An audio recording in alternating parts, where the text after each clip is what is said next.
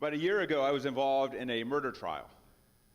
I got a summons for jury duty, which I know many of you have before, and I'd gotten multiple ones before, but usually they get canceled before I actually have to show up. And what I thought was going to be a few hours of missing work on a Monday morning, which I was kind of excited about, ended up being an entire week that would last through Friday evening. That was one of the most challenging, emotionally draining, and heavy weeks of my life. One of the things they talked about in jury selection, and the defendant and the prosecutor actually talked about it throughout the trial, and the judge often gave us instructions on, is reasonable doubt. Because in our justice system, if you're a defendant, you are presumed innocent until proven guilty, which means that the burden is on the prosecution to prove beyond a reasonable doubt that you are guilty of what you are being accused of. And a reasonable doubt means that there's no other reasonable explanation with the evidence that's presented in the trial. Reasonable doubt does not mean beyond all doubt. And that was something they talked about a lot. We're wrapping up a series we've been in for the last couple of weeks called Answers, last couple of months, where we've been addressing some of the questions, some of the criticisms, some of the challenges that Christianity has to deal with, and that a lot of you deal with, and the questions that you are asked by friends or coworkers, or some of the things you maybe struggle with and have questions about. And hopefully this series has been a series where you found some answers, where your knowledge has increased, where you've become more confident of what you believe. And for those of you that are maybe here and just kind of checking things out and you're not yet a follower of Jesus, that's okay. I'm really glad that you're here. Vineyard Life Church has always been a place where people that are on the outside can come and just hang out and watch and observe.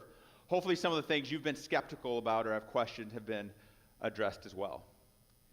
And as we wrap up this series today, we're calling this message The Clues God Has Left Behind. And it's the clues that God has given us that point to his existence and that show us that he is real and that Jesus is real, but that are outside of the Bible. And so we're gonna put the Bible aside, because what we know, and Romans 1:20 says this, it says, "For since the creation of time, God's invisible qualities, his eternal power and divine nature have been clearly seen, being understood from what has been made, so that people are without excuse." What's that say? That says that creation points to the existence of God. That even if you didn't have the Bible, if you were in a place of the world that had never had an evangelist come to it or a missionary come to it, or no one had ever told you about the gospel, that you look around and you look at creation and there's clues that God has left behind that can convince you beyond a reasonable doubt that he exists. There's one time in Luke 19 where the Pharisees are criticizing Jesus, and they're trying to get him to rebuke his disciples because they're praising him and saying he's the Son of God. And Jesus says this, he says, "I tell you that even if they keep quiet, the stones will cry out. Even if no one ever worshiped me again, and there was never another song of worship done or praise done in the entire world, the stones, the creation would cry out that I exist and that God is real." And so that's where we're going to go this morning as we wrap up this series called Answers, is we're going to put the Bible aside and we're going to dig into some science, and we're going to look at some history and some archaeology that can help build our confidence and help us to know beyond a reasonable doubt that what we believe is true. And if you're here on the outside and you're saying, I'm not even sure the Bible is real, that's okay, because there's a lot of things outside of the Bible that point to God. And so let's jump in. So we're going to start off with not Albert Einstein. We're going to start off with cosmological clues, right? Cosmology, cosmos, that means universe, right? And there are things in the universe that as we look at especially how the universe began, that point to God. What scientists mostly believe now, almost unanimously believe now, is that there was a point where space-time and matter came into existence, and they call that the Big Bang. Now, some of you right now are saying, "Scott, we're Christians. We're not supposed to believe in the Big Bang. We don't see the Big Bang mentioned in the Bible." I believe in the Big Bang. But the key is I know who was the banger, right? We know who began it. The greatest, probably the most well-known atheist scientist of all time, Stephen Hawking, said this. He said, "Almost everyone now believes that the universe and time itself had a beginning at the Big Bang." So what was the Big Bang? It's that there was this point in time where space, time, and matter came into existence. That before that point, space, time, and matter as we know it didn't exist, but then after that point in time, it did. And what scientists have found is that the universe is continuing to expand today. And so what they do is if they rewind it back, they find there's a single point. An agnostic scientist, Dr. Alexander Vilenkin, he said this. He said, with the proof now in place, what's the proof he's talking about? He's saying that there's so many lines of evidence that now point that there's a starting point, that there's this Big Bang, there's this point where space, time, and matter came into existence. He calls it a proof. He says, with the proof now in place, cosmologists, people that study the universe, can no longer hide behind the possibility of a past eternal universe. So what did they believe before the Big Bang? Scientists typically believed that the universe had always been, that it was eternal. And atheists really liked this because if there was an eternal universe and it had always been, then there's not really a need for a creator because everything just always existed. He says there's now no escape. They have to face the problem of a cosmic beginning. So what's the problem that they have? The problem that they have now is that if there is a point in time where space, time, and matter came into existence, you have to ask what caused that. And it couldn't have been something inside of space, time, and matter because space, time, and matter didn't exist. Or there couldn't have been something inside of it that caused it. It had to be something outside of it. It couldn't have been something inside of nature that caused it to come into existence. So it had to be something outside of it. And scientists, when they talk about something outside, they oftentimes use the word super.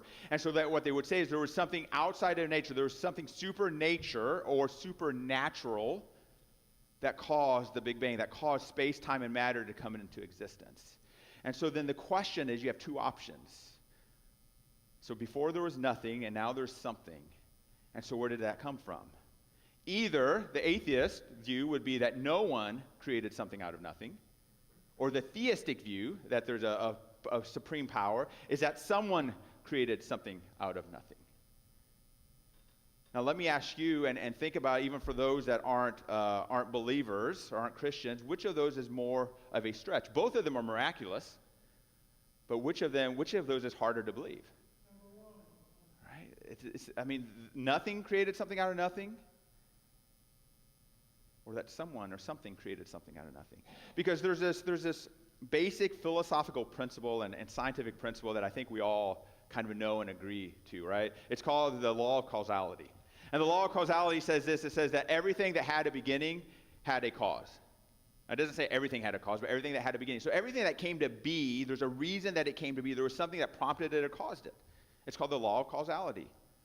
Dr. Francis Bacon, the father of modern science said this. He said, true knowledge is knowledge by causes. And so you think about it. A lot of you that are in high school, right, you're taking biology, or you're taking chemistry, or you're taking physics.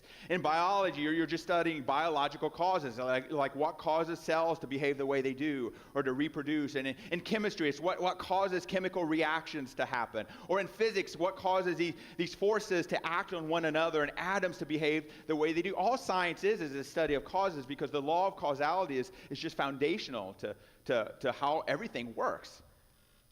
And so if there's this point in time where space, time, and matter came into existence, you've got to ask the question, what or who caused that? And I would suggest that that is a clue that points to a creator, that points to God.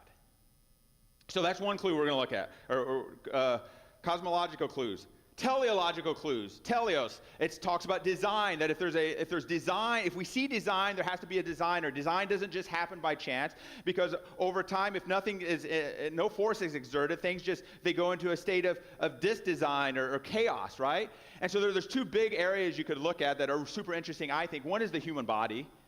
Right, that as you look at the human body and how we work and how our body works and cells and blood and all of that, there's just a whole lot of super interesting stuff in the complexity of that couldn't have just happened over time. There's design behind how we exist. And Dr. Alex Lyon is here somewhere. I don't know where he is. But he could talk to that a whole lot better than I could. And I really don't have time to go into that part of it.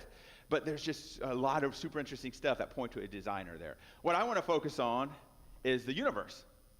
There's dozens of factors in the universe that show that they're just finely tuned, that if they were different just by a little bit, the universe wouldn't exist, or this being able to support life wouldn't exist. Let me just show you a couple. We talked about the Big Bang and then how things were expanding out, the expansion rate. our favorite atheist scientist, Stephen Hawking, he said this. He said that if the expansion rate of the universe was different by 1 part in 1,000 million a second after the Big Bang, the universe would have collapsed back on itself, or it would have never developed galaxies. What's he saying there? He's saying the expansion rate, the rate that the universe is expanding. He said if it was a little bit greater, what would have happened is the Big Bang would have happened, and then things would have expanded so quickly that the universe, that galaxies and stars and planets would have never formed because the expansion rate would have been too big. Or if the expansion rate was too small, what would have happened is the Big Bang would have happened, and then there was so much power there and so much force that everything would have collapsed back on itself. But no, the expansion rate was exactly right. There's no evolutionary explanation for how that could have happened. This wasn't a trial and error where over thousands or millions of years, there was different expansion rates tried. No, there was one attempt, right? And it was exactly what it needed to be. Gravitational force. If the gravitational force was just slightly different than what it needs to be, life wouldn't be able to exist and support as we know it. If it was different by 1 part in 10 to the 40th, life wouldn't exist as we know it. What's 1 in 10 to the 40th? That's what that number looks like. It's a really big number, right?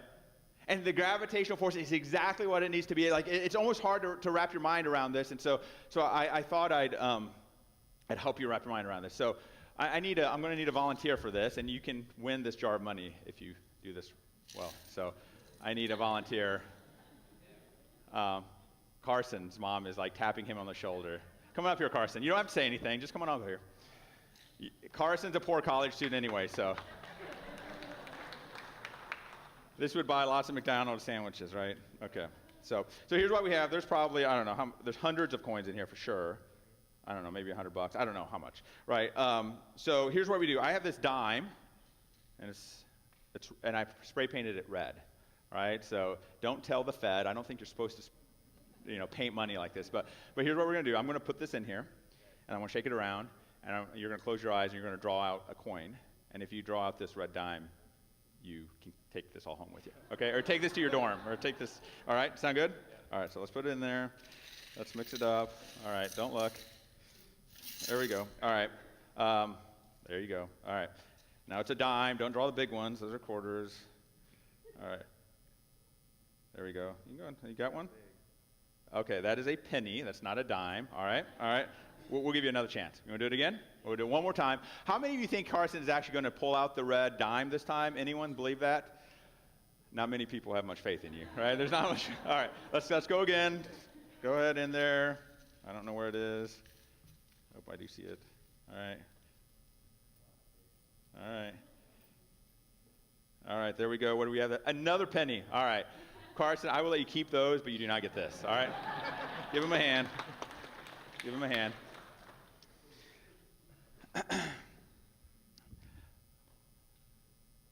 You guys didn't have confidence in Carson. Last time I did a experiment with money, I had to give away $100 bills, so I'm glad this one worked out much better. So let me help you understand how exact the gravitational force is, right? 1 in 10 to the 40th. Here's what that would be like. That would be like if we took dimes and we put them and we covered North America with dimes. And we covered from the ground all the way to the moon. The moon is 238,000 miles away. And then we took 1 billion other North American continents. And so on all of those continents, there was dimes from the ground all the way up to the moon, 238,000. And then in all of those dimes, we took one red dime. I mean, you guys thought that in just hundreds of coins here, that it was almost impossible for Carson to pick out the red one. But we're talking about a billion North American continents. We took dimes, we put one red dime in it, we threw it in there, we mixed them all up. And then I said, Josh, I want you to reach in and I want you to pull out the dime. What are the chances that he would pull out the exact right one? Almost impossible, isn't it? And that is that the gravitational force is so exact that you look at that and there is no way it could have happened naturally or by chance, right? You look at that and you say, there has to be a designer. The expansion rate of the universe, there has to be a designer. The solar system points to a designer. We are the third rock from the sun, right? If we were further away, we would freeze. If we were closer to the sun, we would burn up. and there would be no life on the planet. We are in what the scientists call the Goldilocks zone. Not too warm, not too cold. Exactly where we need to be. The Earth, the axial tilt's 23.5 degrees, the Earth's rotation of 24 hours, the size and distance of the moon, all exactly right, all exactly what it needs to be to have a planet that supports life. Jupiter, if it wasn't in its current orbit, if it didn't have the gravitational force, it acts as like a cosmic shield for the Earth, right? It takes a lot of comets and a lot of space, a lot of junk that comes into the solar system. Jupiter's so big that it absorbs it into itself. Actually, some of those darker marks on Jupiter, the big one's a storm, but some of those darker marks on Jupiter are actually the impact of comets. And if Jupiter didn't exist in the place that it does, in the way that it does, life would not exist on Earth because we would be bombarded by stuff coming into our solar system. So it's exactly where it needs to be. There are clues all around that point to a designer. And if there's a designer, or if there's design, then there has to be a designer. You look up to the heavens, you look to the universe, and it says, Psalm 19 says, the heavens declare the glory of God, the skies proclaim the work of his hands. See, even if you didn't have the Bible at all, as you start to study science and the cosmos, you start to see, you know what, there has to be a creator, there has to be a designer. This couldn't have just all happened by chance.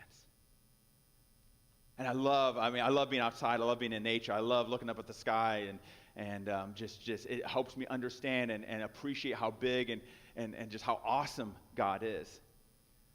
The Hubble telescope was launched in 1990, and it's been around for the last 3 decades, and it's provided us some amazing images of the universe and of the skies. And it's now it's still up there, but the Dr. James Webb telescope is now there, and it's starting to show us some even more amazing images. But one time they took the Hubble telescope and they had it focus on one section of the sky.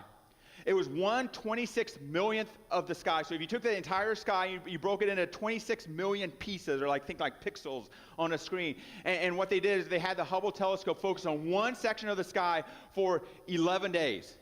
So for 11 days, it was focused on this one section of the sky, and they call this the Hubble Deep Ultra Field. You can search this on YouTube. Here's kind of what the video looks like. And this is going to zoom in, and it's going to zoom into what they found in this one section of the sky that they were zoomed into for 11 days, right? And every day that's important because light comes in, and the more they focus, the more light comes in. But what you're going to see is you're going to see one section of the sky, 1/26 millionth of the sky, and what they see in this section is there's almost 10,000 galaxies.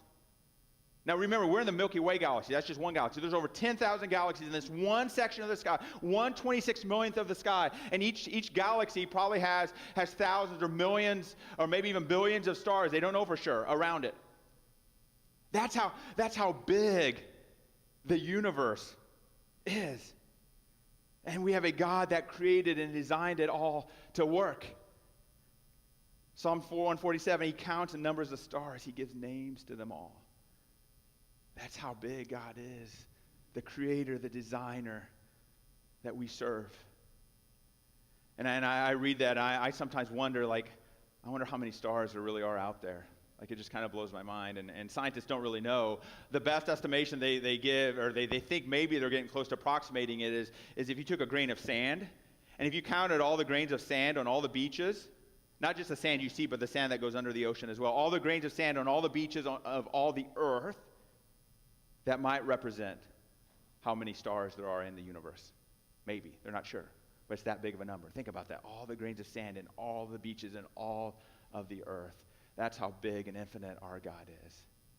And one of the things I love, though, is that same measurement of how big God is, the Bible talks about is that's the same measurement of how much he knows you and loves you.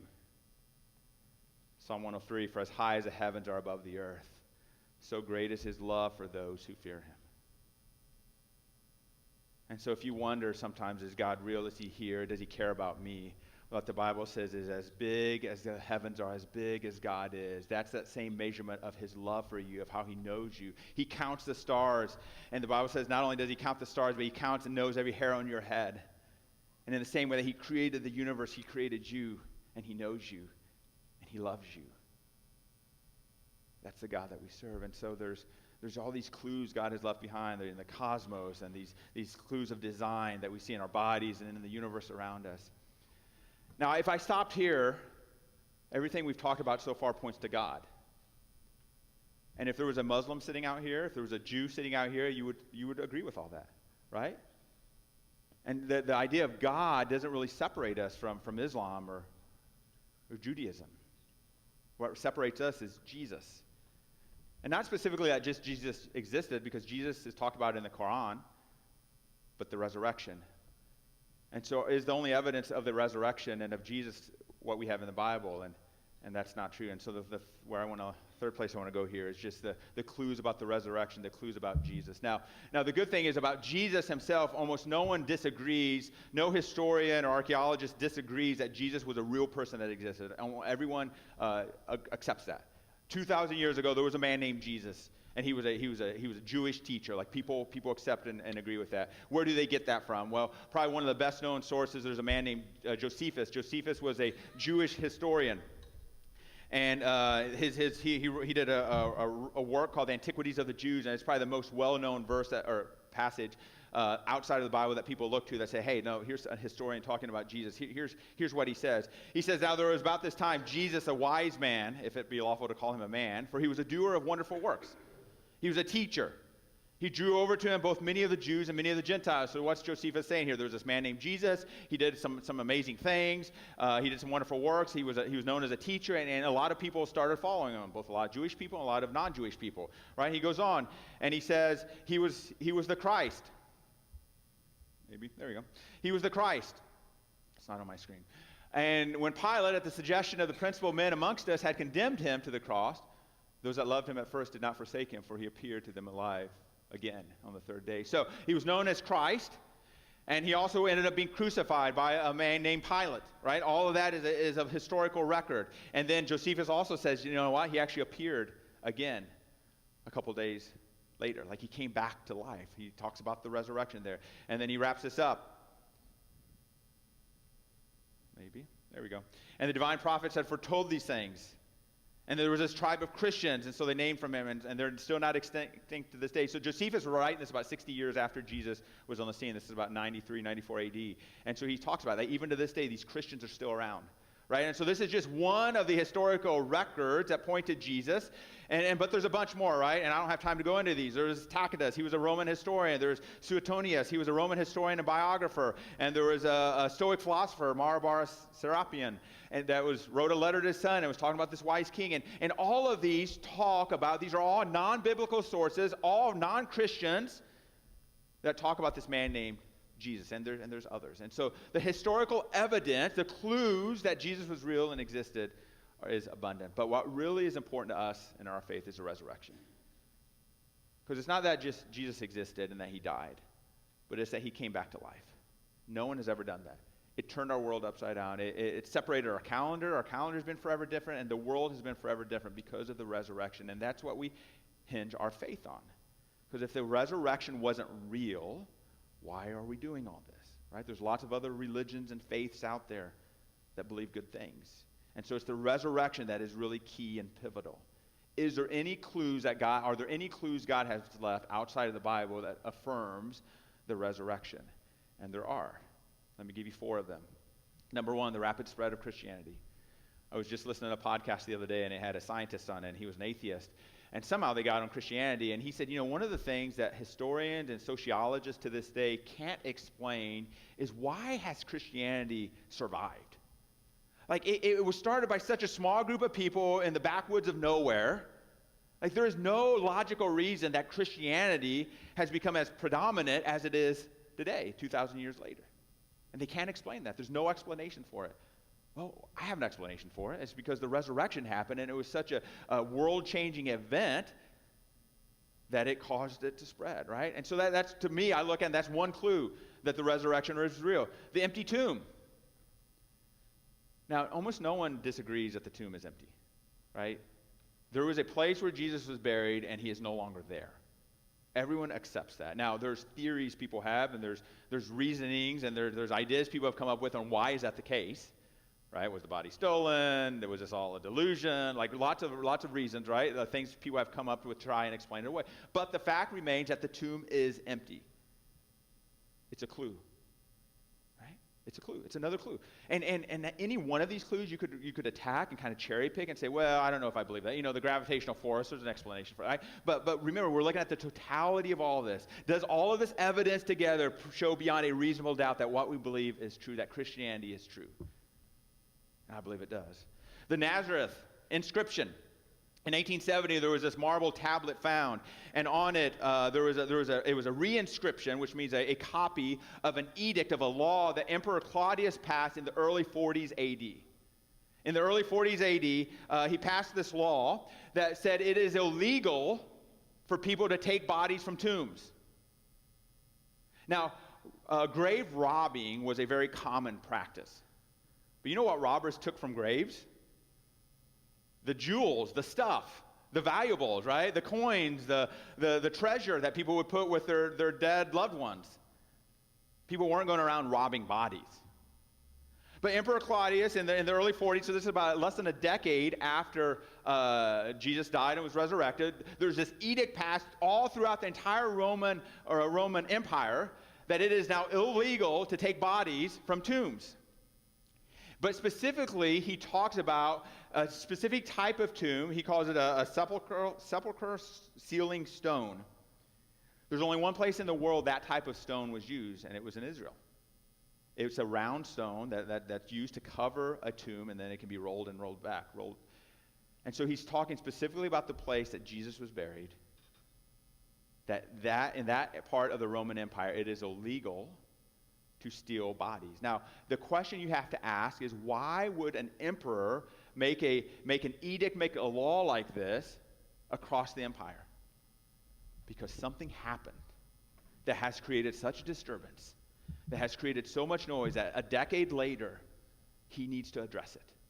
Right? And there's this uprising, and there's this talk, and these Christians are doing they're expanding, and so he makes this to deal with it because. And so you have to ask, why does it happen? It's another clue, right? It's another clue that the resurrection is real. And finally, the transformation of the disciples. Jesus, his brother is named James. James was very skeptical of Jesus. We see that in the Bible. Paul, remember Paul? Paul started out, he was killing Christians. He was actually stoning Christians. And some of these other disciples were doubting. Thomas had so much doubt. And their lives were radically changed. So much so that they end up dying for their belief. Now, I sometimes hear Christians say, no one would ever die for a lie.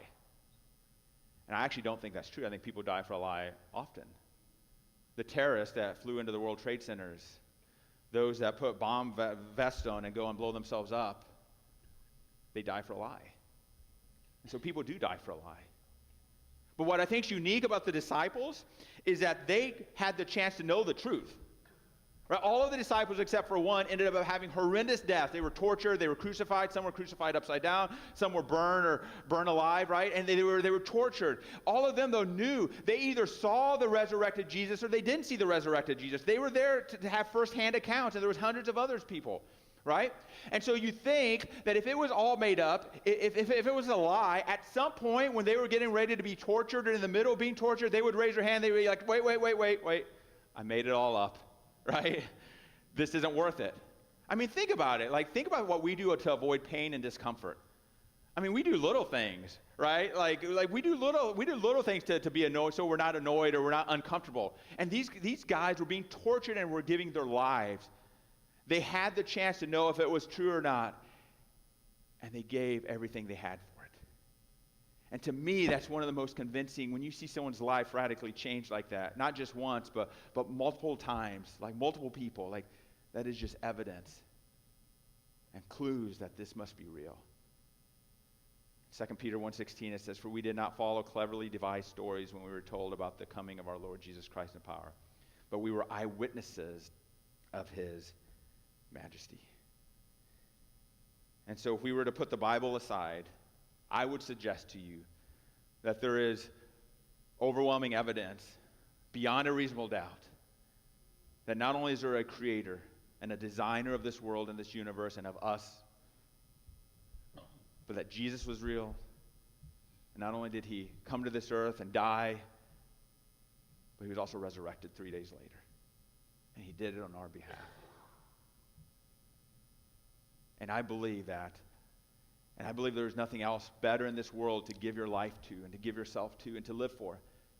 Because lots of things come and go, emotions come and go, people let you down, get excited about some things, there's ebbs and flows to school and life and work, relationships come and go, but God is always there. He's always been there since the beginning, and he will always be there. If you want to go deeper into any of these things I talked about, there's 4 amazing books here. If you only read one, that first one, I Don't Have Enough Faith to Be an Atheist, is probably the best. It's about 10 years old, but it's still super relevant, super interesting. Excavating the Evidence for Jesus, that just was released last year. It's the first time I'd read it.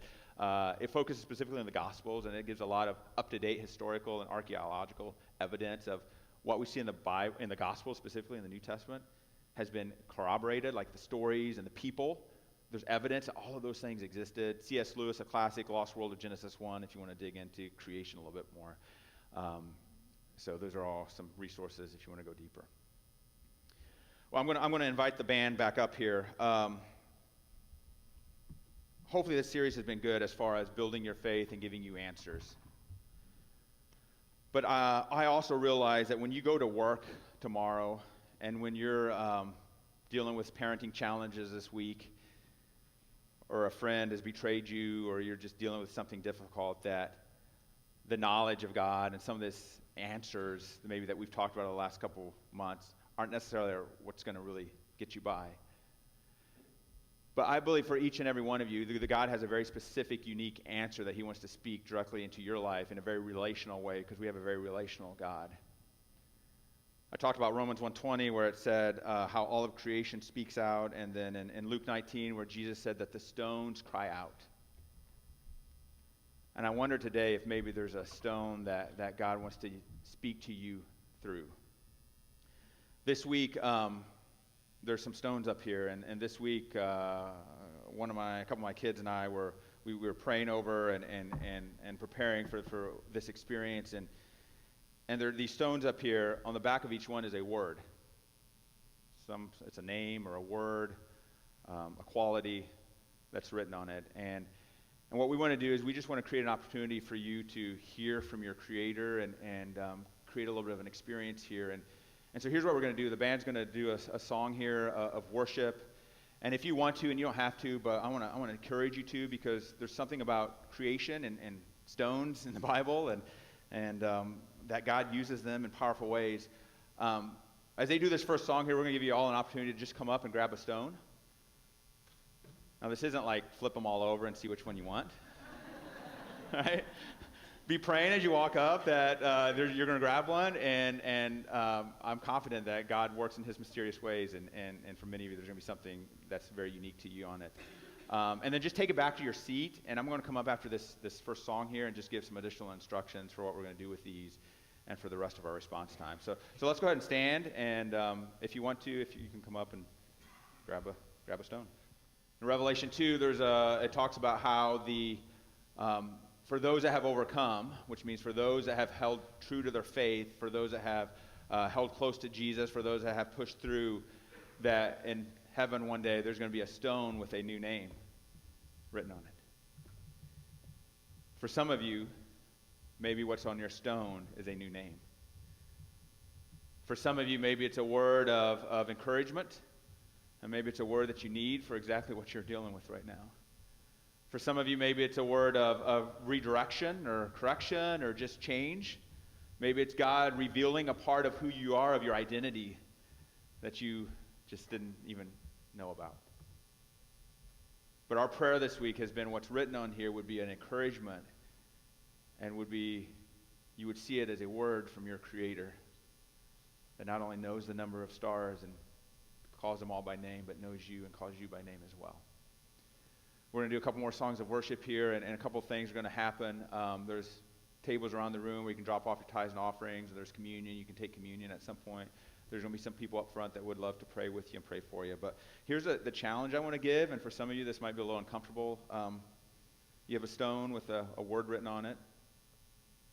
I want to encourage you to find someone around you that also has a stone and share what's written on yours. And just 30 or 60 seconds. This isn't like a 5-minute explanation, but it's 30 or 60 seconds of why that's meaningful to you in some way. And maybe you have no idea what it means. That's okay too. You're like, I have no idea. Just pray that God would show me why this is important or significant. And so just share with one another, and then pray for each other. All right? And then you can do that. You can worship. You can respond. There's going to be lots going on here over the next couple of songs. So, make sense? And I just encourage you, step out of your comfort zone. I know this is hard. For some of you, this may be the first time you've ever prayed for someone. Or maybe the first time you prayed with your spouse or with your child. Like, that's okay, though. God meets you in those places of discomfort sometimes.